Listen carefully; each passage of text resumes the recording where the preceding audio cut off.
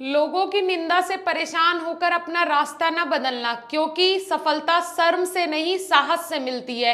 Hey everyone, this is Sakshi Rajput and welcome to BSP pharmacy. आज का ये थॉट उन स्टूडेंट्स के लिए जो कि क्लास में परेशान हो जाते हैं, फ्रस्ट्रेट हो जाते हैं, उन स्टूडेंट्स से जो कि इंग्लिश मीडियम से आए हैं, जो कि अगर आप हिंदी मीडियम से हो, आपको चीज़ें समझ में नहीं आ रही है, आपका मजाक बनाते हैं, तो ऐसे स्टूडेंट से शर्माना नहीं है। आपको उनके सामने साहस से खड़े होना है, साहस से लड़ना है और उन्हें बताना है कि हाँ मैं भी कर सकता हूँ। चीजें बस सीखने की जरूरत है और वो आप बिल्कुल सीख सकते हो। आज के इस वीडियो में मोस्ट इंपॉर्टेंट टॉपिक हम कवर करेंगे कि आपको एकेटीयू यूनिवर्सिटी की कॉपी में किस तरीके से लिखना है। यूनिवर्सिटी एकेटीयू हो या फिर आरजीपीवी हो या कोई भी यूनिवर्सिटी हो, यहाँ पे हम मेनली बात करेंगे कि आपको फार्मेसी की जो कॉपीज होती हैं, बी फार्मेसी का जब आप पेपर देने चाहते हो या फिर डी फार्म का आप पेपर देने जाते हो, तो उस टाइम आपको कॉपी में लिखना कैसे है, सारी चीजें आज के इस वीडियो में कवर करेंगे। मोस्ट इंपॉर्टेंट टॉपिक होने वाला है, तो वीडियो को लास्ट तक देखिएगा। छोटा वीडियो होगा लेकिन बहुत बहुत इंपॉर्टेंट टॉपिक्स इसमें कवर करेंगे, बहुत इंपॉर्टेंट पॉइंट्स इसमें कवर करेंगे। कैच करना वो पॉइंट और फॉलो करना, ठीक है जी, क्योंकि अभी एग्जाम टाइम चल रहा है, टिट फॉर टैट वाला टाइम चल रहा है। अगर आपने पढ़ा है तो फिर ऐसा ही जब आप एग्जाम दोगे तो उसमें बैक वैक नहीं आएगी आपकी, और अगर आपने कुछ नहीं पढ़ा है तो फिर आपकी बैक भी आएगी, सब कुछ होगा। लेकिन उस चीज को अगर आप बदल सकते हो तो आप अभी बदल सकते हो। अभी आपके पास टाइम है 1 से 1.5 महीने का, तो अच्छे से अपनी प्रिपरेशन करो। ये स्ट्रेटेजीज जरूर फॉलो करना जब एग्जाम देने जाओ, राइट। चलिए जी, ओके। सो 3 टिप्स आज मैं कवर करूंगी। लास्ट वीडियो आप पे आपने बहुत अच्छा रिस्पॉन्स दिया, आप लोगों का बोलना है कि बहुत अच्छे लगे आपको वो पॉइंट्स, और मैं खुद भी बोलती हूँ कि हाँ बहुत ही बेहतरीन कंटेंट के साथ अब वीडियोस आएंगी मेरी, जिसमें कि आप लोगों के लिए बहुत सारी ऐसी पर्सनल भी बोल सकते हैं और दूसरी चीजें जो कोई नहीं बताता है, उन पॉइंट्स पे भी मैं कैप्चर करूंगी कि हाँ भाई ये पॉइंट्स आपको पता होना चाहिए, ठीक है जी। ये पॉइंट्स अगर आपको पता है, ये बेसिक नॉलेज अगर आपको है, तो आप वहां पे अचीव कर लोगे, बहुत अच्छे से अचीव कर लोगे चीजें, ठीक है जी। चलिए, उसके अलावा देखिए यहाँ पे 3 टिप्स। टॉपर्स कौन सी टिप्स फॉलो करते हैं, टॉपर्स कौन कौन सी टिप्स फॉलो करते हैं, पहले मैं आपको वो बताऊंगी, ठीक है। तो आपने भी वही टिप्स फॉलो करनी है। फॉर एग्जाम्पल, अगर आपने इस बार ये टिप्स फॉलो करके टॉपर नहीं बने लेकिन टॉपर के आसपास भी आ गए, तो हड़कंप मच जाएगा आपकी क्लास में, है ना। तो वही मचाना है हमेशा लाइफ में। ऐसी चीजें करो जिसका दूसरे ने, सामने वाले ने आपसे उम्मीद भी नहीं किया हो, तो आपको वो चीजें करनी है, ठीक है। तो टॉपर्स कौन सी स्ट्रेटेजी फॉलो करते हैं, ठीक है, इनके दिमाग में कौन सी चीजें होती हैं। आपने देखा होगा हमेशा आपका क्लास का जो भी टॉपर होगा वो हमेशा हर चीज में आगे रहता है, राइट। कोई कल्चरल एक्टिविटी हो उसमें भी उसका पार्टिसिपेशन होगा कहीं ना कहीं, कोई गेम हो उसमें भी उसका कहीं ना कहीं पार्टिसिपेशन होगा। अगर नहीं भी है तो कल्चरल एक्टिविटीज में भी, फॉर एग्जांपल अगर नहीं है किसी टॉपर का पार्टिसिपेशन, लेकिन फिर भी टीचर्स उसे मैनेजमेंट में डाल देते हैं। अगर वो उसमें नहीं है, कल्चरल एक्टिविटी में नहीं है, उसे मैनेजमेंट में डाल देंगे, उसे एंकरिंग में डाल देंगे, लेकिन वो कहीं ना कहीं होगा जरूर, राइट। तो आपको ऐसे ही एक्टिव स्टूडेंट्स में आना है।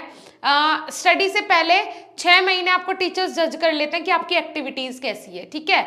चलिए, तो इनकी एक्टिविटीज क्या होती है वही आपने फॉलो करनी है, ठीक है। यही टिप्स आपने फॉलो करनी है। Reality of AKTU copy checking process. पहले एकेटीयू की रियलिटी बता देती हूँ मैं, या फिर किसी भी फार्मेसी एग्जाम में, for example 1st to 8th same कोई भी सेमेस्टर का एग्जाम हो रहा है, डी फार्मा का एग्जाम हो रहा है, आपने जो कॉपी आपकी चेक होगी उसकी रियलिटी में बता देती हूँ। एकेटीयू को हम यहाँ टारगेट कर रहे हैं, ठीक है। इसकी कॉपी कैसे चेक होती है। Teachers did not have enough time to read each word well. Teachers के पास इतना टाइम नहीं होता है कि वो हर वर्ड को अच्छे से पढ़े, ठीक है। ये टीचर है, ये कॉपी चेक कर रहे हैं, तो एक बात सोच के देखें, क्या 32 पेज की कॉपी या किसी ने अगर 40 पेज लगाए हैं तो क्या वो पूरी कॉपी रीड करता है। कभी उसके पास इतना टाइम होता ही नहीं है कि वो पूरी कॉपी रीड करे, एक एक वर्ड रीड करे, नहीं होता है, किसी भी टीचर के पास इतना टाइम नहीं होता है, ठीक है। तो पहला कंसेप्ट तो आप अपने दिमाग में ये क्लियर कीजिए। दूसरा ये क्लियर कीजिए टाइम मैनेजमेंट, ठीक है। ऐसा नहीं है कि कॉपी, मेरे कहने का मतलब है कि कॉपी जब टीचर चेक करता है तो उसके पास इतना टाइम नहीं होता है कि वो एक एक वर्ड वहां पे आपका रीड करे। लेकिन ऐसा नहीं है कि आपने गाना लिख दिया, मैम ने बोला था टीचर तो कॉपी रीड नहीं करता है तो गाना लिख दो, नहीं, एक एक वर्ड अच्छे से रीड नहीं करता है, लेकिन हाँ सेंटेंस और डेफिनेशन आपकी पढ़ता है। लेकिन फॉर एग्जाम्पल कहीं इज की जगह आपने आर लगा दिया तो वो तो टीचर नहीं पढ़ेगा, उस पर ध्यान भी नहीं जाएगा उसका। लेकिन अगर आपने कहीं लिखनी थी सेल की डेफिनेशन और वहां पे आप लिख के आ रहे हो गाना, तो फिर वो तो 100% आपकी जीरो ही आनी है, वो उस चक्कर में नहीं रहना है ना। टीचर अच्छे से कॉपी कभी भी नहीं पढ़ता है। टाइम मैनेजमेंट बहुत जरूरी है एग्जाम में। देखो क्या होता है, फॉर एग्जांपल 3 घंटे का पेपर है आपका, आपने क्वेश्चन करने हैं 5, तो उसमें आप टाइम मैनेज कर लो कि ये 3 क्वेश्चन मुझे बहुत अच्छे से आते हैं और ये मुझे स्टार्टिंग में मुझे 2 क्वेश्चन करने हैं और इन स्टार्टिंग के 2 क्वेश्चन को मुझे 40 मिनट देनी है। किस तरीके से वो मैनेज करना है, क्योंकि स्टार्टिंग के 2 क्वेश्चन अच्छे से होने चाहिए और फिर उसके बाद टाइम के हिसाब से वॉच बहुत ज़्यादा मैटर करती है। घड़ी लेके जाना सबसे ज़रूरी काम है एग्जाम में, टाइम मैनेजमेंट बहुत ज़रूरी है, वरना पता चला आपका आता सब है लेकिन कर ही पाए हो 2 क्वेश्चन, तो कहाँ से कोई आपको पास कर देगा, फेल ही हो जाओगे, है ना। तो इस तरीके से मैं देखिए क्या होता है, कभी कभी ऐसा हुआ कि कार्डियोवास्कुलर सिस्टम से कोई क्वेश्चन आ गया, तो अब बच्चे को वो अच्छे से आ रहा है, बहुत अच्छे से आ रहा है और वो इतनी कैपेसिटी रख रहा है कि उस टॉपिक के ऊपर वो 15 पेज लिख सकता है आराम से, है ना। तो मजा आ गया पहले तो उसका। लेकिन मजे में ऐसे नहीं करना कि 15 पेज उसके लिखे, फिर दूसरे के 15 पेज लिखे, 30 पेज हो गए और अभी तक क्वेश्चन 2 ही हुए हैं, तो टीचर भी क्या चाह के कर लेगा, नहीं कर पाएगा कुछ भी। 30 ही नंबर आपको अगर 15-15 भी देगा तो 30 ही नंबर ना मिल पाएंगे। तो इसलिए आपने टाइम मैनेज जरूर करना है। फॉर एग्जांपल आपको अच्छे से आते हैं 3 क्वेश्चन 5 में से बेहतरीन तरीके से आते हैं, तो आप टाइम मैनेज करो ना कि स्टार्टिंग के 2 को मुझे इतना टाइम देना है। जब आप दिमाग को, मैं बोलती हूँ कि दिमाग के पास इतनी ज्यादा कैपेसिटी होती है, आप उसे एक बार बता तो दो करना क्या है, आप उसे समझा तो दो करना क्या है, वो वैसे ना करके दे तब बताना मुझे। उसके पास इतनी कैपेसिटी होती है, इतनी कैपेसिटी होती है, जो आप बोलोगे वो करेगा 109%, राइट। ओके, सो ये हो गया टाइम मैनेजमेंट। अब टिप्स कौन सी हैं भाई, टिप्स जानना जरूरी है। तो टिप नंबर 1 की अगर मैं बात करूं, स्टार्टिंग के 3 पेज आपने ऐसे लिखने हैं कि टीचर बिल्कुल मोहित हो जाए कि हाँ बच्चे की कॉपी पढ़ने में मजा आ जाएगा सच में। तो 3 पेज में आपको इज और आर में भी गलती नहीं करनी, 3 पेज आपको बेहतरीन तरीके से लिखने हैं, बहुत ही बेहतरीन, ठीक है जी। उसके अलावा which question is the best way to start, जो क्वेश्चन आपको पूरे क्वेश्चन पेपर में सबसे अच्छे से आता है उसी पार्ट से आप स्टार्ट करें, वही क्वेश्चन वहां पे लिखे और उसी से स्टार्ट कर दें, ठीक है जी। चलिए, है ना, और बहुत अच्छे से लिखना है, मैंने बताया कोई मिस्टेक भी नहीं होनी चाहिए, क्योंकि स्टार्टिंग के 3 से 4 पेज 5 पेज तक तो आराम से एग्जामिनर भी कोई भी कॉपी चेक करने से पहले पढ़ता है, तो उसमें आपने कोई गलती नहीं करनी है, फिर आपका मजा आ जाएगा, 40 पेज भी आपके आसानी से चेक हो जाएंगे, ठीक है। उसके अलावा tip number 2, there is no cutting in copy, copy में कोई भी कटिंग नहीं होनी चाहिए।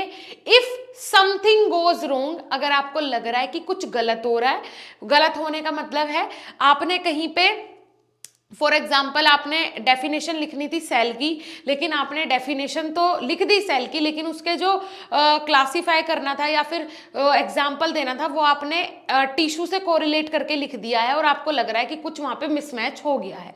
ये जस्ट मैं एग्जाम्पल बता रही हूँ।